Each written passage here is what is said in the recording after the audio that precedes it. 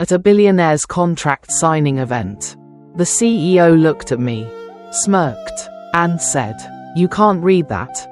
I simply adjusted my glasses and looked down at the page. What happened next changed far more than his afternoon. "I'm glad you're here. Follow my story until the end. And tell me what city you're watching from. I'd love to see how far this story travels." For most people in that ballroom, I didn't exist. I was just another waitress in a black uniform carrying silver trays between tables filled with wealthy executives. At 67 years old, I had become the kind of person people looked through instead of at. The event was being held inside the Grand Lexington Hotel in Midtown Manhattan. Crystal chandeliers hung from the ceiling. Waiters moved silently across polished marble floors. Every seat around the massive conference table was occupied by investors, attorneys, and executives dressed in suits that probably cost more than my monthly rent. The atmosphere felt important, expensive, powerful, the kind of room where decisions worth hundreds of millions of dollars were made. And yet all I could think about was whether my feet would survive another 8-hour shift. My name is Gloria Watson. Most people who met me saw an elderly black woman working part-time as a waitress. What they didn't see was everything that came before. They didn't see 35 years spent working inside legal offices. They didn't see thousands of contracts that had passed through my hands. They didn't see the countless nights I spent helping attorneys organize case files and proofread documents before major corporate negotiations. None of that mattered anymore. At least not to the people in that room. To them, I was invisible. The morning had started like any other shift. I took the subway from Brooklyn before sunrise. I packed a peanut butter sandwich in my purse to save money on lunch. I kissed the framed photograph of my late husband before leaving the apartment. The same photograph I touched every morning. The same smile that still greeted me despite the years that had passed since he was gone. "Have a good day, Robert," I had whispered before closing the door behind me. Now, standing in the ballroom, I carefully balanced a tray of sparkling water glasses while executives discussed acquisition terms I wasn't supposed to hear. Not that they cared. People often speak freely around service workers. They assume we aren't listening, or thinking, or understanding. A few minutes before the signing ceremony began, I noticed tension around one side of the table. A young woman in a navy business suit kept reviewing the contract. Again, and again, and again. She looked nervous. Not the kind of nervous that comes from making a presentation. The kind that comes from feeling that something is wrong but not being able to prove it. Across from her sat Ethan Sterling, Billionaire founder, tech celebrity, magazine cover regular. At 46, he had become one of the most recognizable CEOs in America. People laughed a little harder when he spoke. They nodded a little faster when he gave opinions. And Ethan clearly enjoyed every second of it. As I poured water beside him, I heard him say, "Let's move this along. We've spent enough time reviewing paperwork." The young woman hesitated. "But there are still a few clauses I'd like to verify." Ethan's smile tightened. "Trust me." Something about the way he said those words made me glance toward the document. Only for a second. Just long enough to notice several pages covered in dense legal language. Then one page slipped from the stack. It floated to the floor near my feet. Without thinking, I bent down and picked it up. The room went quiet. I looked at the page. Just one glance. One glance was all it took. Because buried near the bottom was a clause that made my stomach tighten. A clause I recognized immediately. Before I could speak, Ethan looked directly at me.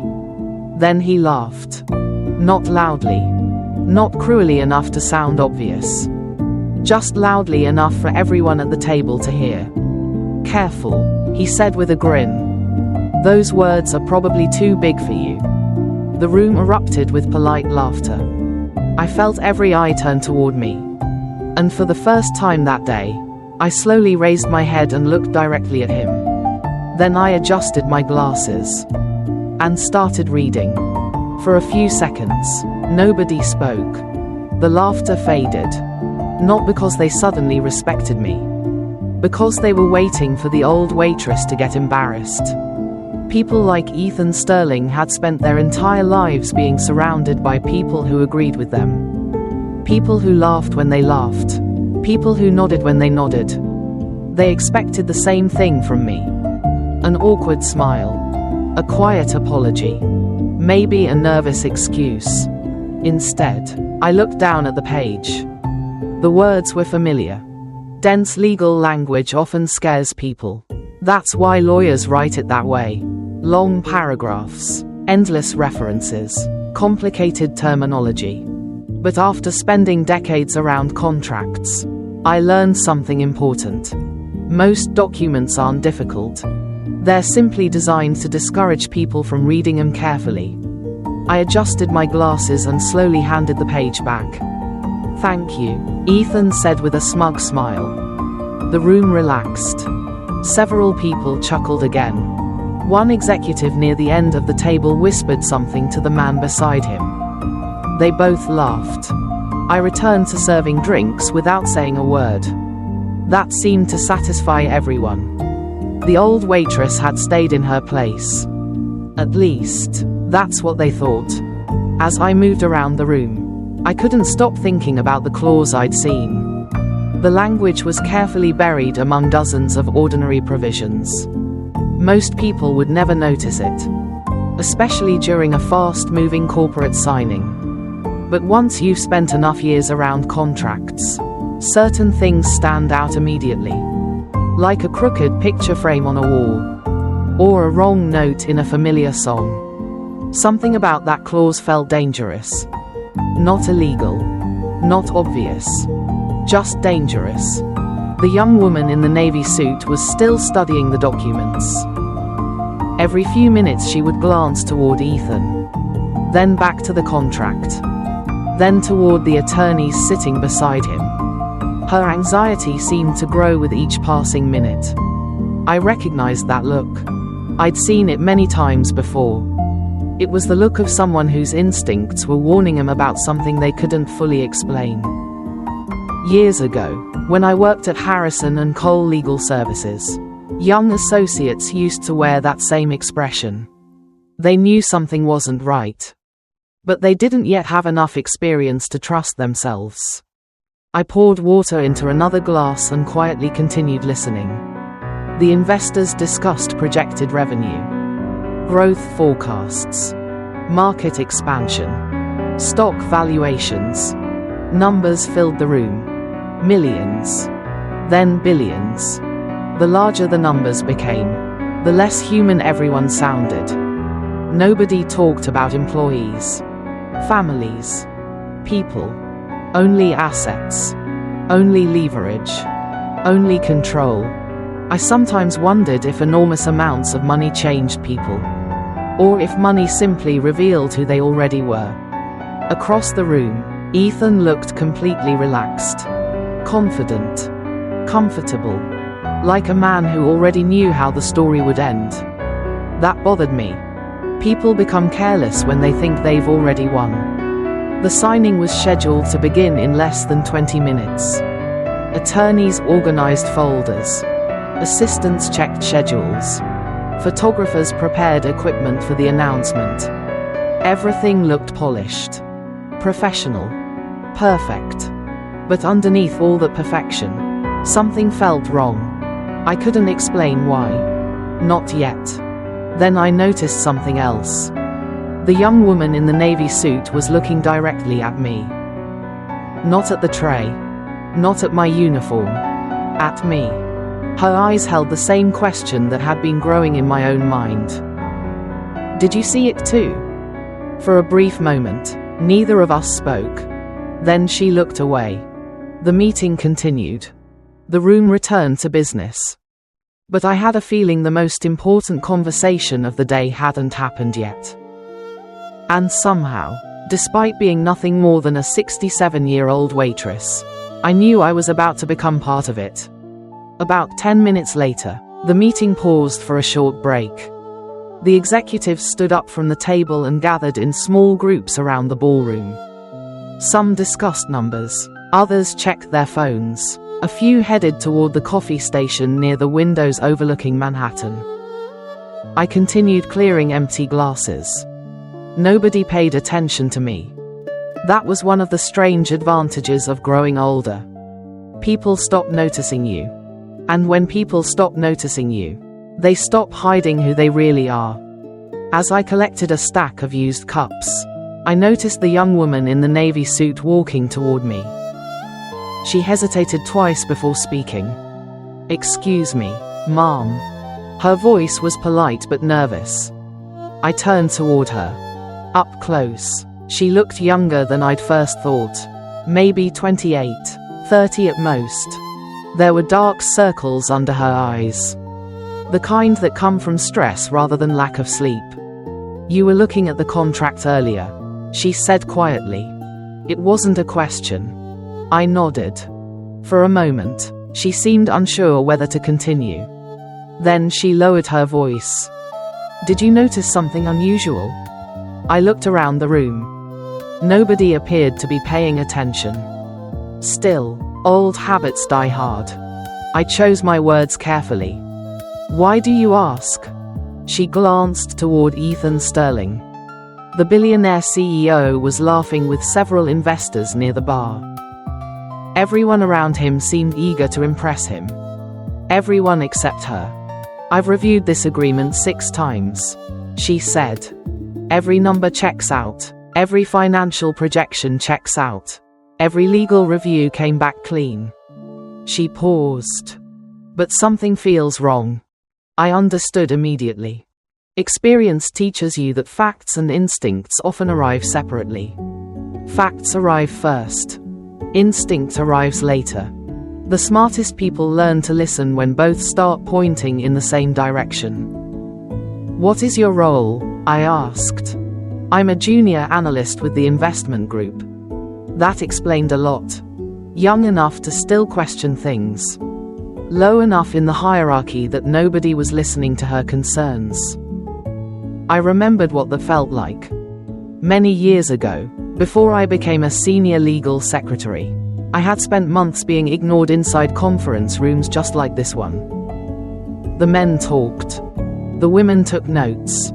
That was how the world worked back then. At least, that's what people thought. "Sometimes," I said softly, "the most important clause in a contract isn't the one everyone is discussing." She stared at me. "What does that mean?" Before I could answer, a voice interrupted us. "Naomi."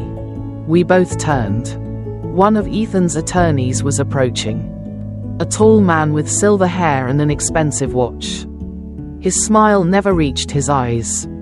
"We're reconvening in 5 minutes." Naomi nodded immediately. "Of course." The attorney glanced briefly at me. Then at the tray in my hands. The look lasted less than a second. But I recognized it. Dismissal. The quiet certainty that someone like me could not possibly matter. After he walked away, Naomi exhaled slowly. "They think I'm overreacting." "Are you?" I asked. She looked toward the contract again. "No." The answer came too quickly. Too honestly. And that's when I knew her instincts were screaming at her. The same way mine were. Across the ballroom, Ethan raised a glass and smiled for a photographer. Confident. Relaxed. Untouchable. The image would probably appear in financial magazines within days. Another successful deal. Another billionaire victory. But as I watched him, I remembered something my late husband used to say whenever he reviewed legal disputes. The people who make the biggest mistakes are usually the ones who believe they're the smartest person in the room. At the time, I thought he was talking about lawyers. Standing there in that ballroom, I began to suspect he had been talking about people like Ethan Sterling. And for the first time all afternoon, I had a feeling this story wasn't really about a contract. It was about a man who believed nobody else could read the fine print.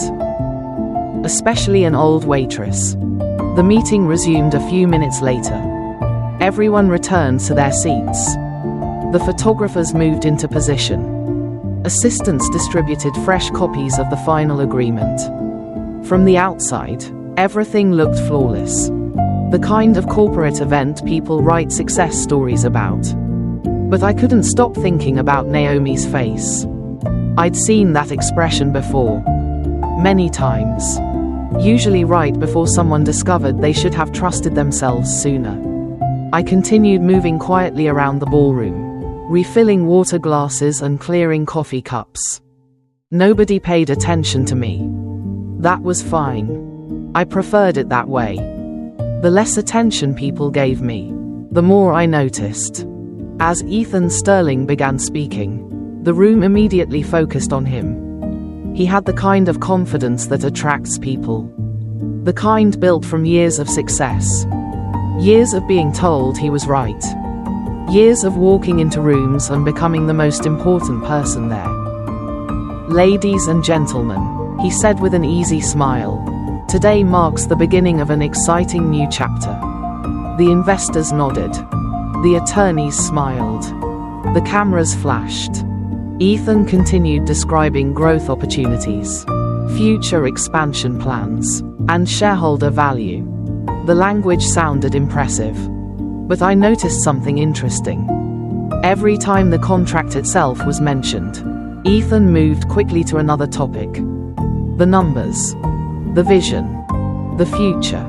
Anything except the actual document sitting in front of everyone. That bothered me.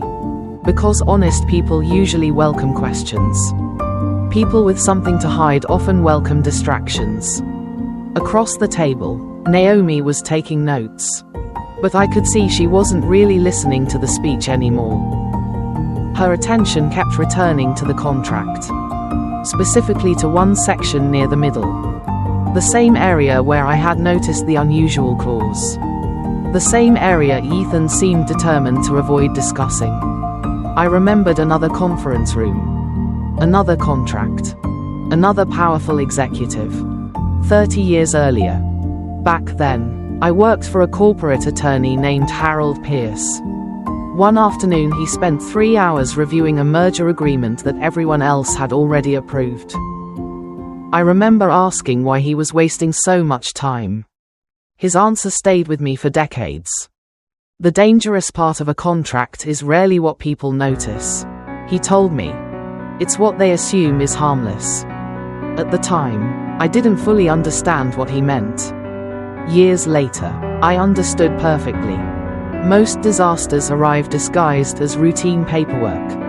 Most betrayals arrive hidden inside ordinary conversations. And most people sign things they never truly read. Ethan finally finished speaking. The room applauded. The attorneys began organizing signature pages. Everything was moving forward. Fast. Too fast. The lead attorney slid the agreement toward the investors. "Shall we proceed?" A few heads nodded. Pens were picked up. Millions of dollars were seconds away from changing hands. Then something unexpected happened. Naomi raised her hand. It wasn't dramatic. She didn't stand up. She didn't accuse anyone of anything. She simply raised her hand. The room immediately grew quieter. Ethan's smile faded for the first time that afternoon. "Yes, Naomi?" he asked. His tone remained polite. But there was something underneath it now. Something sharp. Naomi swallowed. I could see her hands trembling slightly. "I have a question regarding Section 14. The room froze. Several attorneys exchanged glances. Ethan leaned back slowly in his chair. For the first time all day, he looked annoyed. Not worried. Not nervous. Annoyed. as if someone had interrupted a performance he had already finished rehearsing. Naomi looked down at the contract, then back up, and in that moment, our eyes met across the room. Just for a second. Long enough for me to know exactly what she was thinking. She had found the same thing I had. And she was about to ask a question Ethan Sterling clearly did not want answered. Nobody expected Naomi to speak. That was obvious from the way the room reacted. Not with panic. Not with concern. With irritation. The kind of irritation powerful people show when someone lower in the hierarchy interrupts the plan. The lead attorney paused with his pen halfway across the signature page. One investor checked his watch. Another sighed quietly. Ethan Sterling forced a smile. "What question do you have?" he asked. Naomi looked down at the contract. I could see she was trying to steady herself. The room felt different now. A few minutes earlier everyone had been celebrating. Now they were waiting. Watching. Judging. "I'd like clarification regarding Section 14. Subsection C," Naomi said. Several attorneys immediately looked toward that section. Ethan didn't. That caught my attention. Most people looked directly at the issue being discussed. Ethan already knew exactly what was there. "I believe that clause transfers additional authority after 18 months," Naomi continued. The room grew noticeably quieter. The lead attorney adjusted his glasses. One investor leaned forward. For the first time all afternoon, people were actually reading. Ethan folded his hands together. His smile remained in place. But it looked tighter now. More controlled. "That's standard language," he replied. The answer came quickly. Too quickly. Naomi nodded slowly. "Could you explain it?" A simple question. A reasonable question. The kind investors ask every day. But something interesting happened. Ethan didn't answer immediately. Instead, one of his attorneys stepped in. "There's nothing unusual about the provision." Again, not an answer. Just reassurance. I've lived long enough to recognize the difference. When someone explains a question, they usually know the answer. When someone avoids a question, they usually know the consequences. The attorney began speaking in complicated legal language. Technical terminology. Corporate jargon. Long explanations designed to exhaust the listener. Several people around the table nodded as though they understood everything. Maybe some of them did. Maybe most didn't. That happens more often than people realize. Many intelligent people become afraid to admit they don't understand something. Especially in rooms filled with money and status. Naomi remained silent. But I could see she wasn't convinced. Neither was I. Then one of the investors spoke. "What exactly happens after 18 months?" There it was. A direct question. No legal language. No distractions. No escape routes. The attorney hesitated. Only for a second. But I noticed. So did several others. Across the room, I felt my stomach tighten. Because I suddenly realized something important. This wasn't an accident. This wasn't sloppy drafting. This clause had been written carefully. Deliberately. The purpose wasn't to hide it completely. The purpose was to make sure nobody looked too closely. A dangerous difference. Ethan finally leaned forward. His voice remained calm. Professional. Controlled. It simply creates operational flexibility during the transition period. Again, another answer that explained nothing. A few people accepted it. Others didn't. The atmosphere inside the ballroom had changed. The excitement was fading. Questions were beginning to replace confidence. And once people start asking questions, control becomes much harder to maintain. I moved quietly toward the back of the room carrying an empty tray. Nobody noticed me. Nobody ever did. But from where I stood, I could see Naomi studying the contract again. Her eyes moved line by line, searching, confirming, building confidence. Then she did something unexpected. She turned around and looked directly at me. Not by accident. Not briefly. Directly. Almost as if she wanted confirmation. Almost as if she was asking whether she should keep pushing. I didn't nod. I didn't speak. I simply met her gaze. That was enough. A moment later, Naomi straightened her shoulders, closed the contract, and asked the question that changed everything. Then why does this clause allow control of the merged assets to transfer without additional shareholder approval? The room went completely silent. And for the first time that day, Ethan Sterling stopped smiling. For a moment, nobody moved. Nobody spoke. The silence that filled the ballroom felt heavier than all the conversations that had come before it. Naomi's question was sitting in the middle of the room like a stone dropped into still water. Everyone was waiting to see what would happen next. Ethan Sterling leaned back slowly in his chair. His expression remained calm. But I noticed something different. The confidence was still there. The certainty wasn't. People often think pressure reveals weakness. That's not always true. Sometimes pressure simply reveals the truth. And the truth was that Ethan had not expected resistance. Especially not from a junior analyst. The lead attorney cleared his throat. I'm sure there's a reasonable explanation. His voice sounded less certain than before. One of the investors immediately spoke up. I'd like to hear it. Several others nodded. The atmosphere had changed completely. An hour earlier, everyone wanted the deal to move forward. Now they wanted answers. Those are very different things. Ethan folded his hands together on the table. The provision creates efficiency, he said. It allows management flexibility during the integration process. Again. Another vague answer. Another carefully polished sentence that sounded important without actually explaining anything. This time, people noticed. A grey-haired investor sitting near the end of the table frowned. Management flexibility for whom? No response came immediately.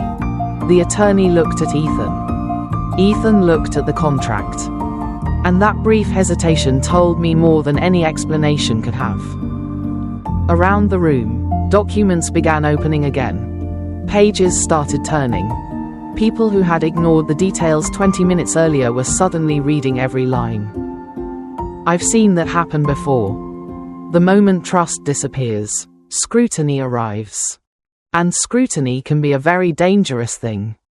Naomi lowered her eyes back to the agreement. Then she spoke again. More confidently this time. It appears that voting authority could be reassigned through a subsidiary structure. A few heads snapped upward. One attorney nearly dropped his pen. Another investor leaned so far forward that his chair creaked. The words sounded technical, but the implication was simple. Control could change hands without the normal approval process everyone believed they were signing. Across the room, Ethan's jaw tightened. Only slightly. Most people probably missed it. I didn't. When you've spent decades watching negotiations, you learn to notice tiny things. A tightened jaw. A delayed answer. A glance exchanged between attorneys. Those details often matter more than the words themselves. The ballroom suddenly felt smaller. The photographers had stopped taking pictures. The assistants weren't typing anymore. Even the hotel staff seemed frozen in place. Everyone understood that something important was happening. Maybe not exactly what, but something. Then one of the senior investors did something unexpected. He stood up, slowly, deliberately, and walked toward the projection screen displaying the merger summary. I'd like legal counsel to explain this section line by line. No one objected. Not immediately. For the first time all afternoon, Ethan looked uncomfortable. Not angry. Not embarrassed. Uncomfortable. As if events were moving in a direction he could no longer control. I found myself thinking about my husband, Robert. He used to say that arrogance has a weakness. It convinces people they're untouchable. And once someone believes they're untouchable, they stop preparing for questions. They stop preparing for doubt. They stop preparing for ordinary people. Standing there with an empty serving tray in my hands, I watched one of the most powerful men in the room begin losing control of the conversation. And the strangest part was this. The person who started it wasn't a famous attorney, or a billionaire investor, or a member of the board. It was a young analyst everyone had ignored. An analyst who simply decided to read the contract. Just like I had. And deep down, I had a feeling the real fight hadn't even started yet. Because there was still one part of that clause nobody had discussed. The part that had made my stomach tighten the moment I first saw it lying on the floor. The room never fully recovered after that. Once doubt enters a negotiation, it spreads quickly, like a crack in glass. At first, only a few people notice it. Then suddenly it's impossible to ignore. The senior investor remained standing beside the screen. Several attorneys were now flipping through the agreement page by page. Not skimming. Reading. Actually reading. The difference mattered. Across the table, Naomi sat straighter than before. The nervousness was still there. But something else had replaced part of it.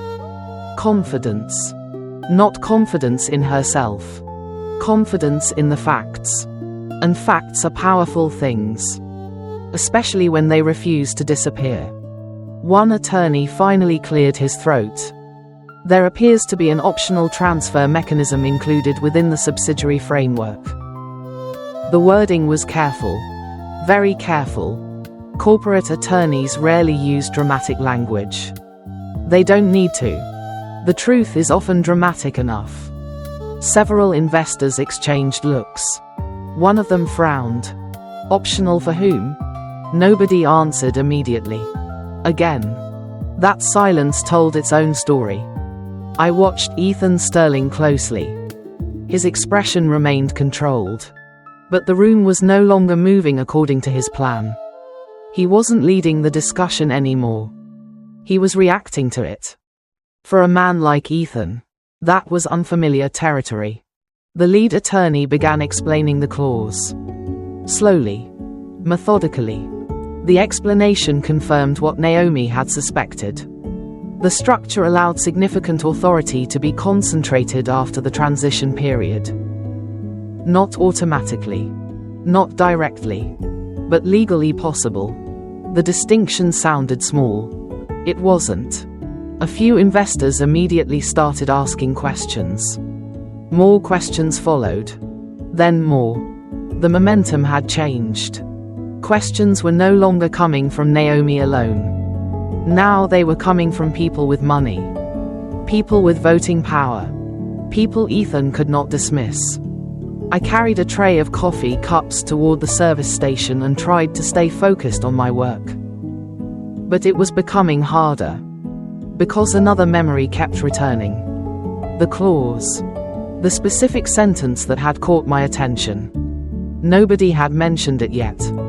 Not even Naomi. Perhaps she hadn't reached that section. Or perhaps she hadn't fully understood what it could mean. I hoped it was the first reason. Because if it was the second, things were even worse than I thought. The meeting paused again while legal teams reviewed supporting documents. Small groups formed around the ballroom. Voices lowered. Smiles disappeared. The celebration atmosphere was gone. In its place was something much more dangerous. Skepticism. I was placing empty glasses onto a service cart when I heard someone behind me. "Mrs. Watson?" I turned. It was Naomi. She was holding the contract. Her face looked pale. Not frightened. Concerned. The kind of concern that comes when a puzzle suddenly reveals a larger picture. I need to ask you something. I glanced around. Nobody seemed to be paying attention. What is it? She opened the agreement and pointed to a paragraph near the bottom of one page. The exact paragraph. My stomach tightened immediately. There it was. The language that had bothered me from the beginning. The language hidden beneath layers of technical wording. The language everyone else had overlooked. Naomi looked directly at me. I've read this 3 times, she said quietly. And I think I understand it now. She swallowed. Then lowered her voice even further. If I'm reading this correctly. Her finger remained on the clause. The investors aren't the people taking the biggest risk. For the first time all afternoon, I felt genuinely worried. Because she was finally looking at the same sentence that had caught my eye. And she was right. The investors weren't the real targets. Someone else was. Someone who didn't even realize they were being placed in danger. And if Naomi's interpretation was correct, Ethan Sterling hadn't just hidden a transfer of control. He had hidden something far worse. I looked down at the paragraph Naomi was pointing to. The same paragraph that had been bothering me ever since I picked that page up from the ballroom floor.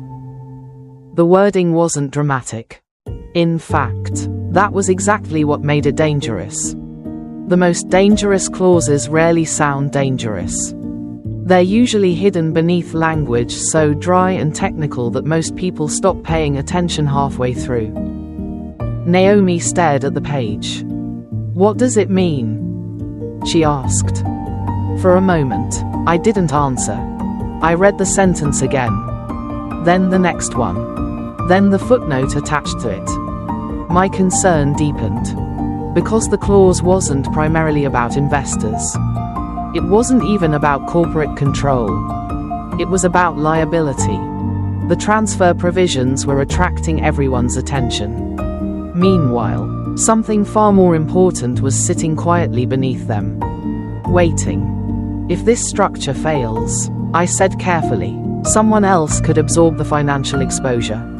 Naomi's eyes widened. Someone else? I nodded. She immediately started turning pages. Searching. Connecting pieces together. The way experienced investigators do. Only Naomi wasn't an investigator. She was simply paying attention. And sometimes that's enough. A few minutes later, we moved toward a quieter corner near the service corridor. The ballroom behind us had become increasingly tense. Groups of attorneys were now reviewing supporting documents. Investors were holding private discussions.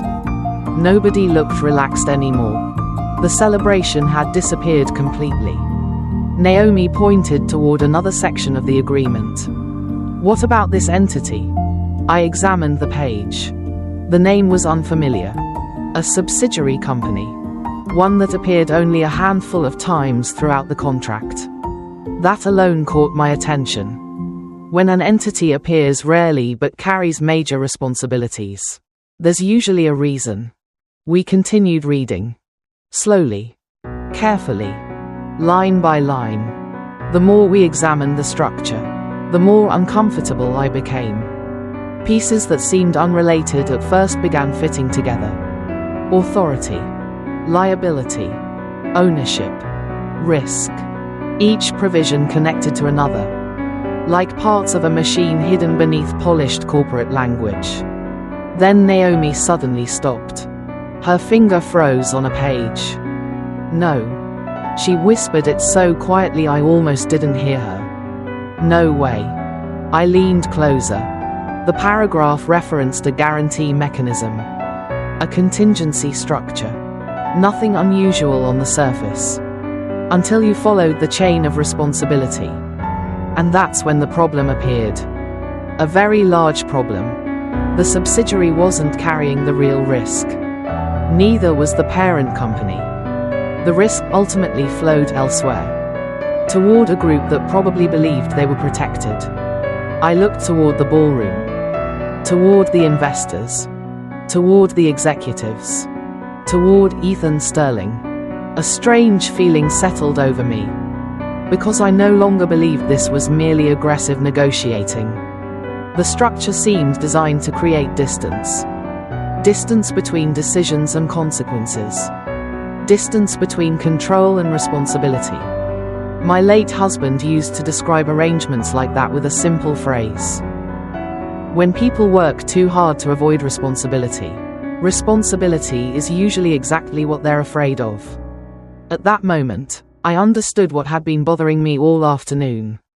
The contract wasn't hiding one surprise. It was hiding several. Each layer protected the one beneath it. And the deeper we looked, the worse it became. Then Naomi's phone vibrated. She glanced at the screen. Her face immediately changed. The color drained from it. "What is it?" I asked. She looked up at me. For the first time all day, I saw genuine alarm in her eyes. "This email," she said quietly. "It was sent last night." She swallowed hard, then turned the screen toward me. And the moment I read the sender's name, I realized this situation was about to become much bigger than anyone in that ballroom expected. I took Naomi's phone and read the email twice. Then a third time. The sender wasn't an investor. It wasn't an attorney either. It was an internal compliance officer. Someone whose job existed for one reason: to identify risks before they became disasters. The email had been sent less than 12 hours earlier. And according to the timestamp, several senior executives had received copies, including Ethan Sterling. My eyes moved slowly across the screen. The language was professional, careful, measured. But the message itself was impossible to misunderstand. Concerns had already been raised. Questions had already been asked. Warnings had already been given. And somehow, the signing ceremony had continued anyway. I handed the phone back to Naomi. "When did you receive this?" "This morning." "Why didn't you mention it?" She looked embarrassed. "Because I thought I was misunderstanding something." I nodded. That answer didn't surprise me. One of the easiest ways to silence intelligent people is to convince them they might be wrong. Especially when they're surrounded by powerful people who appear confident. For most of her career, Naomi had probably been the youngest person in the room. The least experienced. The easiest person to dismiss. People begin doubting themselves under those conditions. I know. I've lived it. For years, men in expensive suits assumed I was less knowledgeable simply because I wasn't sitting at the conference table. Sometimes they were wrong. Sometimes they learned that too late. Inside the ballroom, the discussion had become increasingly heated. The senior investors were no longer smiling. Neither were the attorneys. The contract that had seemed ready for signatures less than an hour earlier was now being examined from every possible angle. The atmosphere reminded me of a storm moving across open water. You couldn't see the damage yet, but you could feel it coming. Naomi opened the email again. There was an attachment. My attention immediately sharpened. What kind of attachment? A risk assessment report. That wasn't good. Compliance departments don't generate formal risk reports unless they're genuinely concerned. Can you access it? She nodded. A few seconds later, the document appeared on her screen. Dozens of pages. Charts. Legal references. Internal analysis. The kind of report executives rarely want outsiders to see. We started reading. Not every page. Just the executive summary. That was enough. The report identified multiple concerns regarding the merger structure. Most importantly, it questioned whether key stakeholders fully understood the long-term consequences of the agreement. My stomach tightened. Because the report confirmed exactly what I had suspected. The complexity wasn't accidental. It was intentional. The structure was so complicated that ordinary review processes could easily miss critical details. Then I noticed something else. Near the bottom of the report, a recommendation. The compliance team had advised delaying the signing until additional independent review could be completed. I looked up immediately. Naomi had already found the same paragraph. They ignored it, she whispered. I didn't answer. Because there was nothing to add. The document spoke for itself. Across the ballroom, Ethan Sterling was speaking quietly with two attorneys. His expression remained controlled, but his body language had changed. He no longer looked relaxed. He looked busy. A man trying to solve a problem before it became visible. Unfortunately for him, the problem was already visible. And it was spreading. Then something happened that neither Naomi nor I expected. The senior investor who had been leading the questioning suddenly stood up and raised his voice. Not shouting. Just loud enough for everyone in the ballroom to hear. I think we need to pause this signing immediately. The room fell silent again. Every conversation stopped. Every head turned. And for the first time all afternoon, Ethan Sterling looked directly toward me. Not through me. Not past me. At me. As if he had finally realized the old waitress he mocked earlier was no longer invisible. The silence after that statement felt endless. I think we need to pause this signing immediately. Nobody argued. Nobody applauded. Nobody even moved. The words simply hung in the air while everyone tried to process what had just happened. Only a few hours earlier, this event had been planned as a celebration. Now it felt more like an investigation. The senior investor remained standing. His expression was calm, but there was authority behind it. The kind that comes from controlling large amounts of money. The kind people listen to. Especially when they realize their money may be at risk. Across the room, Ethan Sterling slowly stood from his chair. His smile was gone now. Not completely, but enough that everyone noticed. I think we're overreacting, he said. His voice remained smooth, professional, confident. The same voice that had impressed investors all afternoon. But something was different. The room wasn't responding to him the way it had before. Trust had weakened. And once trust weakens, charisma becomes far less effective. One of the attorneys opened the compliance report Naomi had discovered. Another attorney requested copies. Several investors immediately asked to review it themselves. The process had taken on a life of its own. No one person controlled it anymore. Certainly not Ethan. I stood quietly beside the service station. Still holding an empty tray. Still wearing the same black waitress uniform. And yet, for the first time all day, nobody seemed interested in what I looked like. People were focused on facts now. Facts have a way of leveling a room. The senior investor turned toward legal counsel. Did management receive these concerns before today's signing? The question landed heavily. Several attorneys exchanged glances. Nobody answered immediately. That was answer enough. Then one of the compliance officers finally spoke. Yes. Just one word. But it changed everything. The room erupted into conversation. Not shouting. Not chaos. Something worse. Quiet discussions. Urgent discussions. The kind that happen when intelligent people suddenly realize they may have missed something important. I watched Ethan carefully. His jaw tightened. His hands remained still. But the confidence I had seen earlier was fading. Not because someone had proven wrongdoing. Not yet. But because questions were replacing assumptions. And questions are dangerous when the answers are complicated. Naomi moved toward one of the investors and handed him the report. The investor read several pages, then looked directly at Ethan. Why wasn't this disclosed during negotiations? No answer came immediately. A second investor asked another question. Then a third. The pressure kept building. Slowly. Steadily.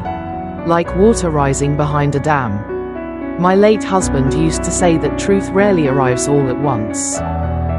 It arrives piece by piece. A document. A question. A hesitation. A contradiction. Each piece seems small until suddenly the entire picture becomes impossible to ignore. That was exactly what was happening now. Then something unexpected occurred. The compliance officer walked toward the front of the room carrying a folder. A thick folder. Far thicker than the report Naomi had shown me. My stomach tightened immediately. Because I recognized that look. I had seen it in legal offices for decades. It was the look of someone who had finally decided to stop staying silent. The compliance officer placed the folder on the conference table. Nobody spoke. Everyone watched. Then he opened it. Inside were emails. Internal memoranda. Review notes. Meeting summaries. Months of documentation. Evidence that today's concerns had not appeared overnight. They had been discussed before. Repeatedly. The compliance officer took a slow breath. Then looked directly at the investors. And what he said next caused every head in the room to turn toward Ethan Sterling. Including mine. Because for the first time that afternoon, someone was about to reveal exactly who knew what, and when they knew it. The compliance officer stood quietly at the end of the conference table. He didn't look angry. He didn't look nervous. If anything, he looked relieved. Like a man who had been carrying something heavy for a very long time and had finally decided to put it down. The ballroom remained completely silent. Every eye was fixed on the folder in front of him. Every eye except Ethan Sterling's. Ethan was staring at the windows overlooking Manhattan. Not because there was anything interesting outside. Because sometimes people look away when they already know what's coming. The compliance officer opened the folder. One document at a time. Methodical. Precise. The way people become when they know facts matter more than opinions. The concerns raised today were not new concerns, he said. His voice was calm. Professional. Several investors immediately leaned forward. The compliance officer continued. Our department submitted multiple reviews over the last 4 months. Page after page appeared on the conference table. Review reports. Risk summaries. Internal recommendations. Meeting notes. The paper trail was extensive. Far more extensive than anyone had expected. One investor picked up a document and began reading. Another requested a copy. Within minutes, papers were being passed around the room. The atmosphere had changed again. Earlier, people were asking questions. Now they were finding answers. And answers can be much harder to dismiss. I watched quietly from the back of the room. Still standing beside the service cart. Still invisible to most people. But no longer invisible to everyone. Naomi was reading one of the reports. Her hands no longer trembled. The uncertainty that had followed her all afternoon was gone. In its place was something else. Clarity. I remembered that feeling. The moment when confusion finally gives way to understanding. The moment when scattered pieces suddenly form a complete picture. It isn't always comforting, but it is powerful. The compliance officer turned another page. This recommendation was submitted to executive leadership on 3 separate occasions. Several investors immediately looked toward Ethan. The room seemed smaller now. The distance between questions and accountability was shrinking. One of the board members adjusted his glasses. Are you saying management was aware of these concerns? The compliance officer didn't hesitate. Yes. Again. One simple word. But this time it landed even harder. Across the table, Ethan finally spoke. I was aware of concerns. His voice remained steady. Large transactions always involve concerns. That statement was technically true. Everyone in the room knew it. But nobody seemed satisfied. Because that wasn't the real question anymore. The real question was whether those concerns had been properly disclosed. Whether everyone sitting at that table had been given the information necessary to make an informed decision. And judging by the expressions around the room, many people no longer believed they had. The senior investor slowly closed the document he was reading. Then he looked directly at Ethan. When you stood in front of this room today, did you believe every stakeholder had access to this information? No one spoke. No one moved. Even the hotel staff seemed frozen. The question was simple. Direct. Impossible to hide behind technical language. For the first time all afternoon, Ethan didn't answer immediately. The delay lasted only a few seconds. But it felt much longer. Because everyone noticed it. Every investor. Every attorney. Every executive. Every person in that ballroom. Including me. And in that silence, something remarkable happened. People stopped seeing Ethan Sterling as the billionaire CEO who controlled the room. They started seeing him as a man being asked a question he didn't want to answer. And once that transformation begins, power has a way of slipping away very quickly. Then the senior investor pushed his chair back, stood up, and made a recommendation that changed the future of the entire deal. The senior investor's recommendation was simple. The signing would be suspended immediately. An independent legal review would begin before any agreement moved forward. No vote. No signatures. No celebration. Just investigation. For a few seconds, nobody responded. Then one by one, heads around the table began to nod. The motion passed almost effortlessly. Not because everyone agreed on what had happened. Because nobody was willing to move forward without answers. And that was enough. Months of preparation had come to a stop. Just like that. The photographers quietly packed their equipment. The attorneys gathered documents into neat stacks. Executives lowered their voices. The energy that had filled the ballroom all afternoon was gone. In its place was something quieter. Reality. I watched as Ethan Sterling sat alone at the conference table. For the first time since I had entered the ballroom that morning. Nobody seemed interested in standing beside him. Nobody laughed at his jokes. Nobody rushed to agree with him.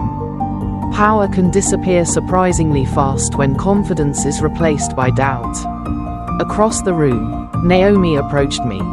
She was carrying the same contract that had started everything. The same contract that had fallen to the floor hours earlier. The same contract Ethan had assumed I couldn't read. For a moment, neither of us spoke. Then she smiled. A genuine smile.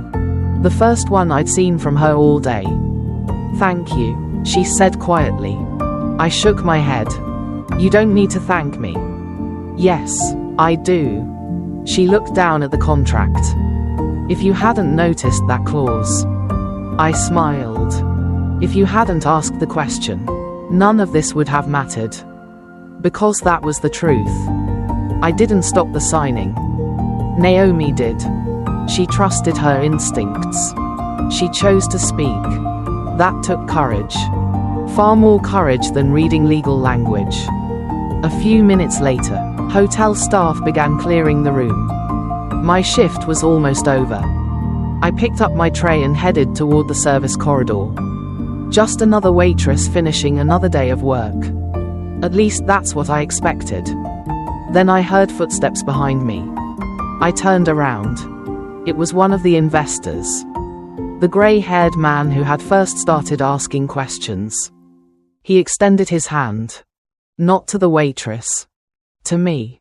"Mrs. Watson," He said, "I understand you spent years working around legal contracts." I nodded. He smiled. That experience may have saved a lot of people from making a very expensive mistake. I didn't know what to say, so I simply thanked him. After he walked away, I stood alone for a moment near the windows overlooking the city. The afternoon sunlight was beginning to fade between the skyscrapers. New York looked exactly the same as it had that morning. But somehow I felt different. Not because I had exposed a billionaire. Not because I had helped stop a deal. Because I remembered something I had almost forgotten. Growing older doesn't mean becoming less valuable. It doesn't mean becoming invisible. People may stop asking for your knowledge. They may stop noticing your experience. They may even laugh and assume you have nothing left to offer. But wisdom doesn't disappear simply because others fail to recognize it. As I left the hotel that evening, I thought about Robert. About all those years spent reading documents together at our kitchen table. About all the things life had taught us. And I smiled. Because the man who mocked me that morning had looked at a waitress and seen nothing. The young woman who listened had looked at the same waitress and seen something worth hearing. In the end, that was the difference. And sometimes, the people everyone overlooks are the very ones who can read the fine print that changes everything. The end.